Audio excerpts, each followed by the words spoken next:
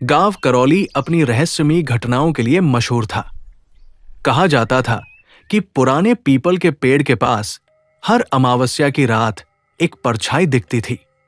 लोग मानते थे कि वो आत्मा साक्षी की थी, जिसकी मौत 1 साल पहले हुई थी। साक्षी गांव के गरीब किसान की इकलौती बेटी थी। वो सुंदर, समझदार और हंसमुख थी। एक शाम जब साक्षी अपने दोस्त सुमन से मिलकर घर वापस लौट रही थी, तो इस समय गांव के 3 बदमाश रघु, मोहन और देव ने अकेली लड़की को देख उसका पीछा करने लगे। सूरज पूरी तरह से ढल चुका था। चारों तरफ अंधेरा ही अंधेरा छा गया था। दूर दूर तक कोई भी दिखाई नहीं दे रहा था। इस मौके का फायदा उठाकर उन तीनों बदमाशों ने साक्षी का रास्ता रोक लिया। साक्षी उन तीनों को देखकर डर गई और उन तीनों से बचकर जाने की कोशिश करने लगी, लेकिन वो जा नहीं पाई। साक्षी हाथ जोड़कर उनसे बार बार विनती कर रही थी, भगवान के लिए मुझे घर जाने दो। लेकिन उन तीनों बदमाशों ने साक्षी की एक ना सुनी और साक्षी के साथ जबरदस्ती कर उसे मार डाला और उसकी लाश को लावारिस छोड़कर चले गए।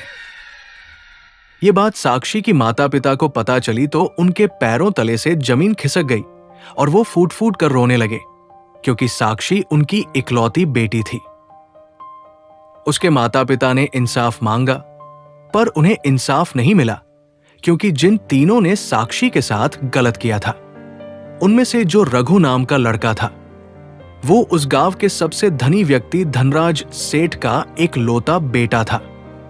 धनराज के पैसे और रुतबे के आगे पूरे गांव ने चुप्पी साध ली और वो तीनों अपराधी आजाद घूमते रहे। साक्षी के माता पिता इस सदमे को ज्यादा टाइम तक नहीं झेल पाए और उन्होंने इस दुनिया को अलविदा कह दिया।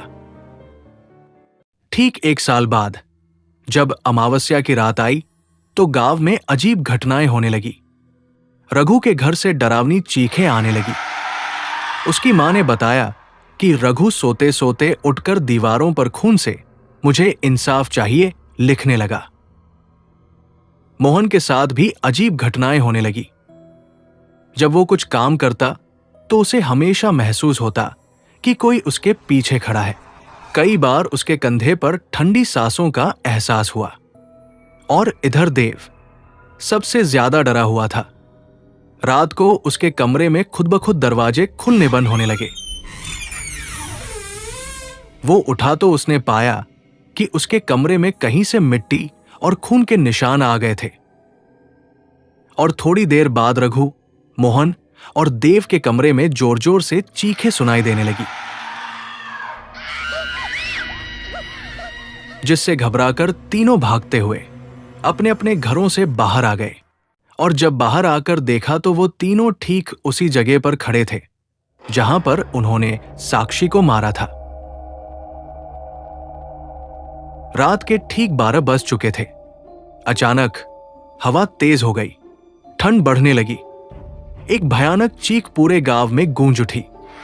रघु, मोहन और देव डर के मारे वहां से भागने की कोशिश करने लगे, लेकिन तभी बिजली चमकी और तीनों के शरीर अकड़ने लगे। उनके चेहरे पर खौफ साफ झलक रहा था। तभी साक्षी की आत्मा प्रकट हुई। उसकी आंखों से खून टपक रहा था। वो हवा में तैरती हुई तीनों के सामने आई और धीरे धीरे बोली, मुझे न्याय चाहिए, अब तुम्हारा अंत आ चुका है। अचानक तीनों जोर जोर से चीखने लगे। रघु हाथ जोड़कर अपनी जान की भीख मांगने लगा। उसका शरीर पूरे तरीके से जकड़ चुका था और उसकी आंखें हमेशा के लिए बंद हो गई। मोहन जमीन पर गिरकर तड़पने लगा और देखते ही देखते उसकी सांसें थम गई। देव भागने की कोशिश करने लगा, लेकिन अदृश्य ताकत ने उसे हवा में उठाकर पीपल के पेड़ से टकरा दिया। उसकी गर्दन एक भयानक आवाज के साथ टूट गई और वो वहीं पर मर गया। ऐसे करके साक्षी की आत्मा अपने और अपने परिवार के साथ हुए अन्याय का बदला पूरा किया और आखिरकार उसकी आत्मा को मुक्ति मिल गई।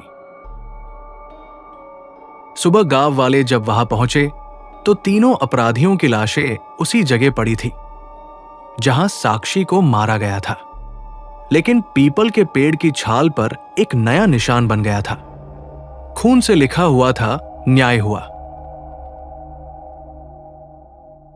उस दिन के बाद साक्षी की आत्मा कभी नहीं दिखी, लेकिन गांव वाले जानते थे कि आत्माओं को कभी धोखा नहीं दिया जा सकता। देर से ही सही, लेकिन बुरे इंसानों को उनके कर्मों की सजा हमेशा मिलती है।